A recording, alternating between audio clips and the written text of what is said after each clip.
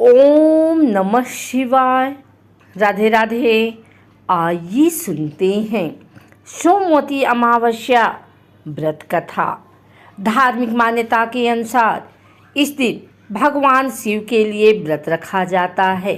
साथ ही यह अमावस्या सोमवार के दिन पड़ रही है, इसलिए यह अमावस्या बेहद महत्वपूर्ण हो गई है। सोमवती अमावस्या के व्रत की कथा सुनी जाए तो जीवन के सभी कष्टों का निवारण होता है। धर्म में सोमवती अमावस्या बेहद खास मानी जाती है। सोमवार के दिन पड़ने वाली अमावस्या को सोमवती अमावस्या कहा जाता है।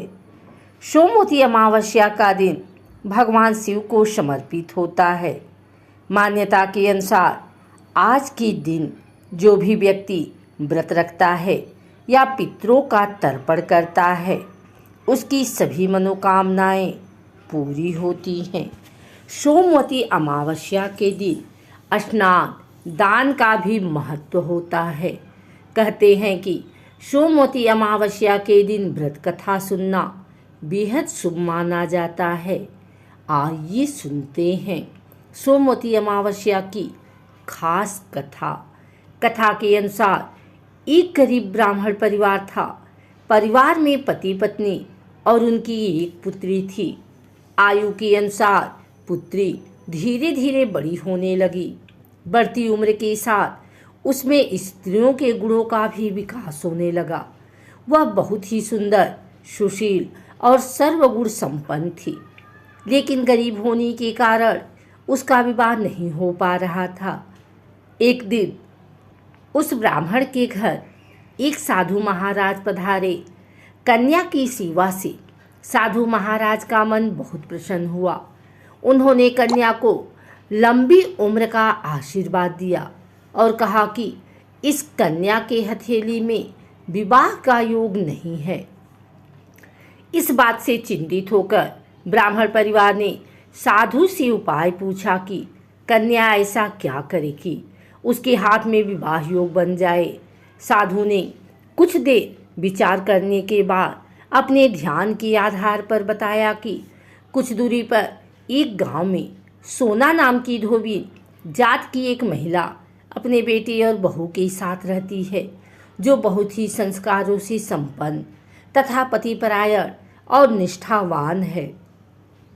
यदि एक कन्या उसकी सेवा करे तो इसके बुरे योग मिट सकते हैं। साधु ने यह भी कहा कि वह महिला कहीं आती जाती नहीं है। ये बात सुनकर ब्राह्मणी ने अपनी बेटी से धोबिन की सेवा करने की बात कही। अगले दिन कन्या प्रातःकाल ही उठकर सोना धोबिन के घर चली गई और वहां साफ सफाई और अन्य सारे कार्य करके अपने घर वापस आ जाती थी। एक दिन सोना धोबिन अपनी बहू से पूछती है कि तुम तो सुबह ही उठकर सारे काम कर लेती हो और पता भी नहीं चलता।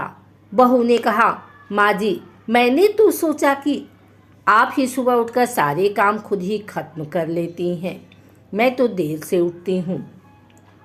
इस पर दोनों सास बहू निगरानी करने लगी कि कौन है जो सुबह ही घर का सारा काम करके चला जाता है।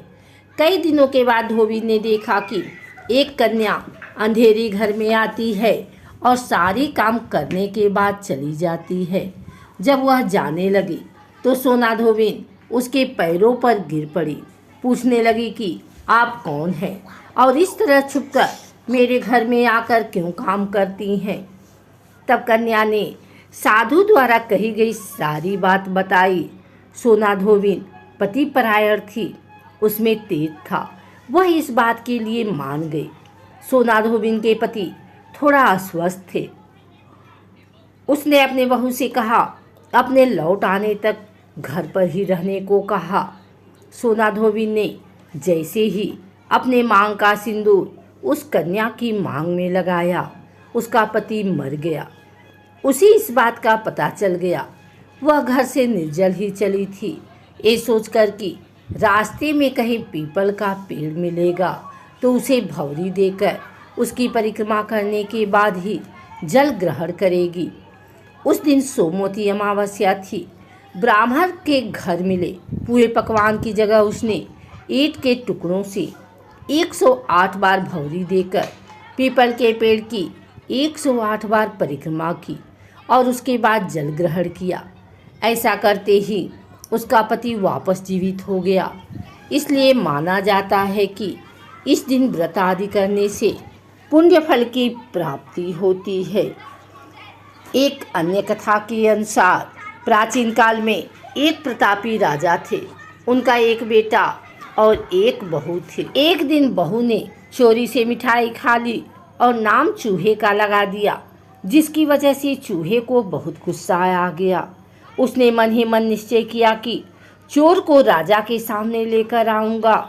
एक दिन राजा के यहाँ कुछ मेहमान आए हुए थे। सभी मेहमान राजा के कमरे में सोए हुए थे। बदले की आग में जल रहे चूहे ने रानी की साड़ी ले जाकर उस कमरे में रख दी। जब सुबह मेहमानों की आंखें खुली और उन्होंने रानी का कपड़ा देखा तो हैरान रह गए। जब राजा को इस बात का पता चला तो उन्होंने अपनी बहू को महल से निकाल दिया।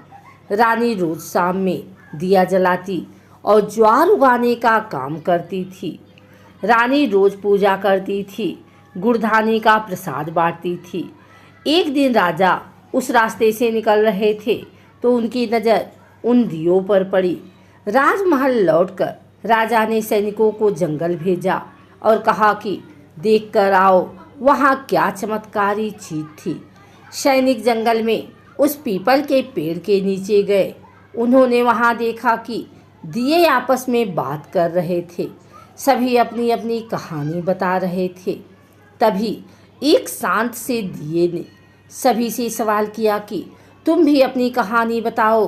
दिए ने बताया वह रानी का दिया है।